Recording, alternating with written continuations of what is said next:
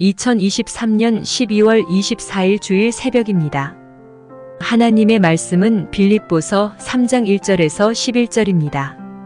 끝으로 나의 형제들아 주 안에서 기뻐하라. 너희에게 같은 말을 쓰는 것이 내게는 수고로움이 없고 너희에게는 안전하니라. 개들을 삼가고 행악하는 자들을 삼가고 몸을 상해하는 일을 삼가라. 하나님의 성령으로 봉사하며 그리스도 예수로 자랑하고 육체를 신뢰하지 아니하는 우리가 곧 할례파라.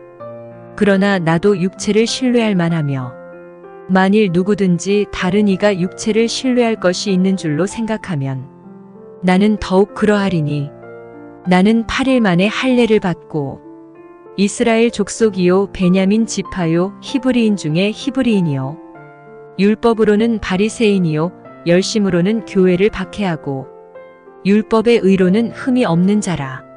그러나 무엇이든지 내게 유익하던 것을 내가 그리스도를 위하여 다 해로 여길 뿐더러 또한 모든 것을 해로 여김은 내 주 그리스도 예수를 아는 지식이 가장 고상하기 때문이라. 내가 그를 위하여 모든 것을 잃어버리고 배설물로 여김은 그리스도를 얻고 그 안에서 발견되려 함이니 내가 가진 의는 율법에서 난 것이 아니요 오직 그리스도를 믿음으로 말미암은 것이니 곧 믿음으로 하나님께로부터 난 의라. 내가 그리스도와 그 부활의 권능과 그 고난에 참여함을 알고자 하여 그의 죽으심을 본받아 어떻게 해서든지 죽은 자 가운데서 부활에 이르려 하노니. 하나님 말씀을 증거하겠습니다. 오늘 이렇게 본문을 쭉 보니까 오늘은 할례파를 이제 경고하면서 사도 바울이 메시지를 이어가고 있죠. 할례파라고 하는 것은 한마디로 율법이라고 볼 수가 있습니다. 그러니까 아무리 예수 그리스도를 믿고 또 시인하고 세례를 받아도 반드시 구약에서 명령한 할례를 받아야지만이 구원을 받을 수 있다라고 하는 율법주의를 나타내죠. 이때 이제 바울이 뭐라고 하냐면, 내가 히브리인 중에 히브리인이고 율법으로 볼 때도 나보다 더 열심히 있는 사람이 있으면 나와보라 그래, 그렇게 이야기하죠. 근데 이제 바울이 깨달은 게 뭐냐면 이 모든 것이 다 알고 보니까 이 배설물과 같은 것이고 진리가 아니었다라고 하는 것이죠.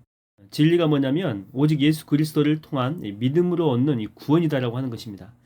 그래서 이 기독교의 두 가지 가치관이 여기서 이제 등장하게 되죠. 구원의 토대는 율법이냐 아니면 믿음으로 얻는 은혜냐라고 하는 것입니다. 여기서 율법이라고 하는 것은 아브라함의 자손만 원래는 구원받는다라고 하는 그런 사상이 있습니다. 그럼 아브라함의 자손이 아니면 어떻게 합니까? 이방인이라면 이방인이 구원받는 방법은 이렇습니다. 먼저 개종을 하고 그 다음에 율법대로 이제 할례를 받아야 된다고 하는 거죠. 그리고 율법을 지키는 삶을 살게 될 때 가능해진다고 하는 것입니다. 여기서 말하는 율법이라고 하는 것이 뭐냐면 어떤 기준이나 매뉴얼 같은 걸 만들어 놓은 거죠. 그래서 그대로 하면 된다는 것입니다. 잘 지키게 되면 구원을 가질 수 있다, 이제 그런 의미를 가지고 있죠. 근데 여러분 과연 그렇습니까? 그렇지 않죠. 왜 그런 거 하면 율법을 다 지켜야 구원을 받을 수 있는 건데 인간 여러분 율법을 다 지킬 수 있습니까? 불가능합니다. 그것도 절대 불가능하죠. 그래서 원래는 율법을 대하는 우리는 절망감에 사로잡힐 수밖에 없어요. 율법을 이렇게 봤는데 뭐 지키면서 나는 율법 잘 지켜, 이런 사람은 존재하지 않는다라고 하는 것이죠. 이걸 근데 다 지켜야 구원을 받아요. 그러니까 이것은 도저히 지킬 수 없는 난공불락의 산성과도 같은 거라고 하는 것입니다. 그래서 성경에서 이렇게 말하기를 율법의 역할은 우리가 죄인임을 깨닫게 하는데 바로 거기까지 있다라고 하는 것이죠. 그러니까 깨닫게 하는 도구일 뿐입니다. 그래서 성경에서는 율법을 몽학선생이라고 하잖아요. 이 몽학선생의 정의가 뭡니까? 아이들을 원래의 선생이 따로 있거든요. 그 선생한테 바리다주는 길잡이 역할을 하는 존재입니다. 그러니까 하인 같은 그런 존재죠. 율법 자체가 바로 이 하인 같은 그런 역할을 담당한다고 하는 거죠. 저도 지금은 뭐 통합청의 목사가 되었지만 원래 제 뿌리는 합동측이고 덧뿌리는 고신측입니다. 저희 할머니 때부터는 고신측이었고 저희 아버지 때 이제 합동측으로 바뀐 건데 그러다 보니까 어릴 때부터 율법주의적인 요소가 강한 교회에서 신앙생활을 했죠. 어린 나이에 가장 힘든 것 중에 하나가 뭐였냐면 주일날 뭘 사 먹지 못한다고 하는 거였습니다. 뭐 같은 학교에 다니는 그 친구도 옆에 있는 교회 다녔거든요. 그 친구가 다니는 교회는 지금 제가 속해 있는 그 통합식이었습니다. 근데 그 가족들을 이렇게 보게 되면 주일날 가족들이 회식도 하고 또 이렇게 과자도 마음대로 이렇게 사 먹고 그런 부분에서 이게 제한이 없다라고 하는 것입니다. 근데 저는 그게 가능하지 않았다라고 하는 것이죠. 물론 뭐 가능하지 않았다 해가지고 뭐 제가 안 사먹은 건 아니고 몰래 또 사먹기도 했습니다. 그리고 저희 어머니는 또 열심히 기도하는 그런 분이셨거든요. 근데 저희 교회 자체가 그걸 허락하지 않은 거죠. 그냥 조용조용히만 기도하도록 했습니다. 모든 교인들이 다 잠자더라도 통성 기도하는 것을 허락하지 않았죠. 뭐 방언은 말할 나위도 없습니다. 축사, 뭐 신유, 뭐 예언 등 이 모든 기적을 허락하지 않았죠. 아니 아예 없다라고 생각을 했습니다. 그런 것은 신약 시대, 주님 시대만 가능했고 지금은 말씀을 통해 이렇게 주어지는 시대라고 하면서 성령의 역사를 거부했죠. 성경이 말하는 율법이 아니라 시대가 규정한 또 뭐 신학이 규정한 율법으로 교인들의 신앙생활을 제하는 겁니다. 그래서 이렇게 너무 답답하다 보니까 저희 어머니는 열심히 기도하는 그런 분이셨는데 통성기도 하고 싶은데 못하게 하니까 기도원으로 주로 이렇게 몰래 가셨습니다. 몇 명 이렇게 그룹 짜가지고. 근데 뭐 몰래 가신 이유는 뭐냐면 일단 뭐 교회에서 기도원 간다라고 하면 절대 허락하지 않았죠. 교회에서 막았습니다. 그래서 들키면 큰일 나다 보니까 몇 명이 이렇게 몰래 이렇게 다녀온 것이죠. 그래서 신앙생활은 교회에서 하고 은혜는 기도원에서 받았어요. 근데 여러분 이게 과연 맞습니까? 우리가 상식적으로 답할 수 있죠? 그렇지 않습니다. 우리는 이미 성령의 은혜를 체험한 사람들이잖아요. 그래서 그들이 아무리 방언도 그치고 예언도 그치고 뭐 성령의 역사도 신유의 은사도 뭐 축사도 없다라고 해도 우리는 이미 경험했잖아요. 그래서 그것이 아닌 줄 안다라고 하는 것이죠. 여러분 지금 바울이 그런 고백을 하고 있습니다. 자신이 바리새인 중에 바리새인이라고 고백하잖아요. 골수 바리새인이에요. 율법으로는 흠이 없을 정도로 하나하나 이렇게 율법을 손으로 짚어가면서 다 지켰던 사람이었거든요. 그러니까 지금으로 말하면 합동측이에요. 합동측. 그것도 골수 합동측입니다. 그런 그가 사역할 때 보게 되면 성령의 역사를 강력하게 의지하는 그런 모순적인 모습이 보이잖아요. 180도 바뀐 거거든요. 예전 바울 같으면은요 절대 불가능한 일이었습니다. 근데 이게 가능한 이유는 뭡니까? 그렇죠. 성령께서 강력하게 바울을 뒤집어 놓은 거예요. 그러니까 성령 하나님께서 이 바울을 감싸고 있던 그 단단한 율법의 그 껍질들이 있거든요. 이걸 뚫고 바울에게 오셨다라고 하는 것입니다. 그러니까 성령으로 바울을 만져주신 거죠. 그러니까 성령의 임재를 경험한 것입니다. 그래서 이 성도들에게 복음을 증거할 때 보십시오. 너희가 믿을 때에 성령을 받았느냐라고 가장 먼저 이 사도 바울이 물어보잖아요. 머리로 예스하는 거 말고 교리 배워가지고 이치에 맞으니까 오케이 하는 거 말고 교회 다니니까 구원 받았을 거라고 믿는 거 말고 너희 스스로 성령의 임재 경험을 했느냐고 물어본다라고 하는 것입니다. 왜냐하면 바울 스스로가 그걸 먼저 강력하게 경험했기 때문에 그런 것이죠. 여러분, 여러분의 신앙은 어떠하십니까? 여러분에게 성령의 경험이 있습니까? 옆 사람이 그랬다더라 이런 거 말고 나 스스로 충만한 그 하나님의 임재 속으로 들어가신 그런 경험이 있느냐라고 하는 거예요. 옆 사람이 막 성령으로 막 기도하고 방언하고 그래서 뭐 있는가 보다 이런 거 말고 여러분 스스로 경험을 했냐라고 하는 것입니다. 대다수의 많은 그리스도인들은 착각하면서 살아가고 있습니다. 여전히 율법 가운데 머물러 있음에도 불구하고 자신은 성령 속에 있다라고 오해하는 거죠. 찬양을 뜨겁게 하면서 그게 감정 충만에 머물러 있는 그런 사람들이거든요. 근데 성령 충만이라고 착각하는 것입니다. 봉사를 열심히 하고 그리고 주일은 빠지지 않고 나와서 예배 드리니까 자기는 신앙적이라고 착각하는 거예요. 아니에요. 그는 신앙적이 아니라 종교적인 것입니다. 바울이 그랬다니까요. 율법의 의로는, 종교적인 의로는 흠이 전혀 없는 사람이었다니까요. 근데 나중에 자신이 주님을 만나고 성령을 경험하니까 이전에 했던 자기의 그 모든 것들을 다 뭐로 여깁니까? 배설물처럼 여기는 거예요. 가치가 이렇게 별로 없다고, 이렇게 낮다라고 선포하잖아요. 여러분, 우리는요, 지금 우리의 모습을 이렇게 보면서 스스로 위로할 수 있어요. 뭐 이 정도 하면 괜찮지 않나? 뭐 헌금도 하잖아. 또 봉사도 하잖아. 예배도 드리고 또 이렇게 직급도 이렇게 권사고 장로고 안수집사고 또 사람들도 나를 인정해 주잖아. 근데 바울은 이 모든 것들이 아니래요. 다 배설물 붙들고 있다라고 그렇게 이야기를 합니다. 예수를 만나지 않으면 성령의 충만이 없다면 아무런 의미가 없다라고 하는 것입니다.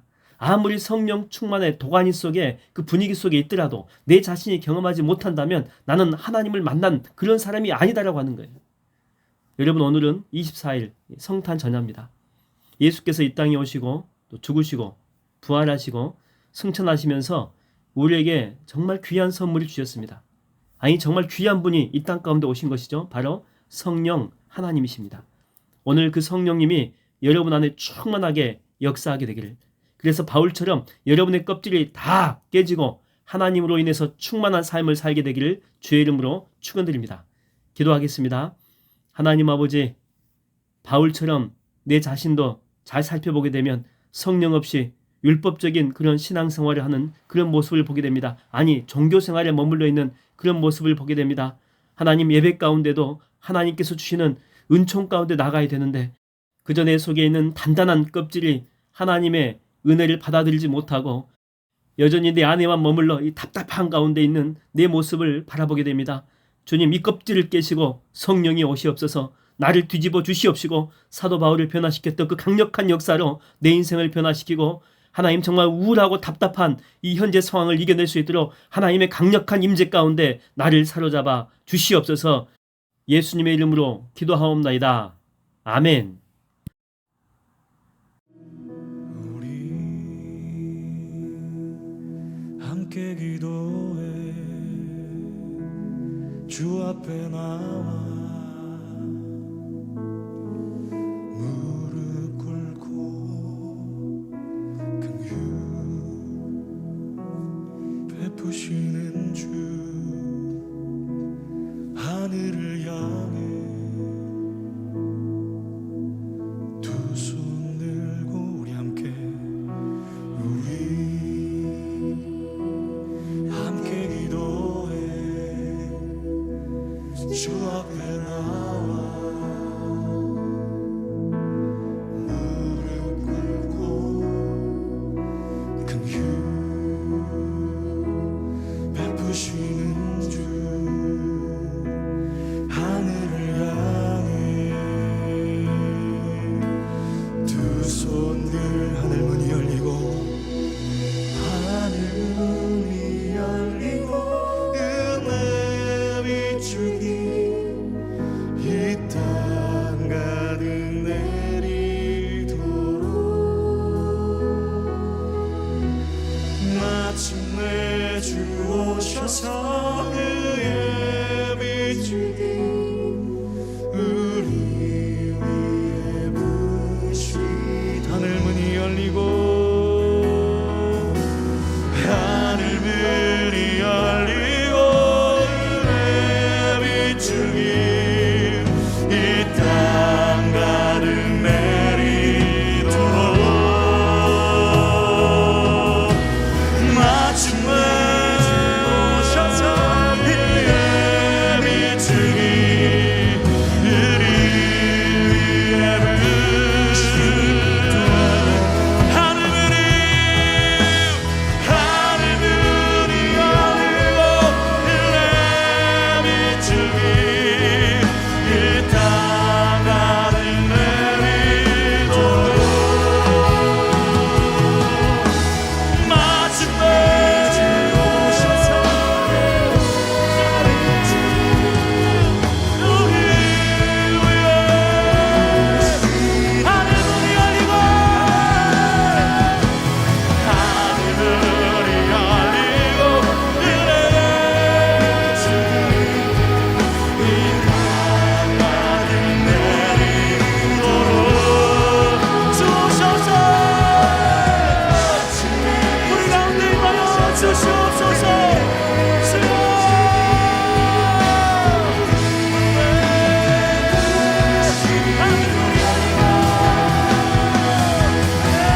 하늘문이 열리고 은혜 비추기 이 땅 가득 주 오셔서 우리 가운데 임하여 주옵소서.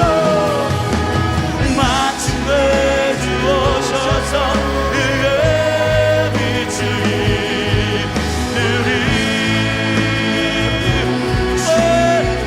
이 성령 하나님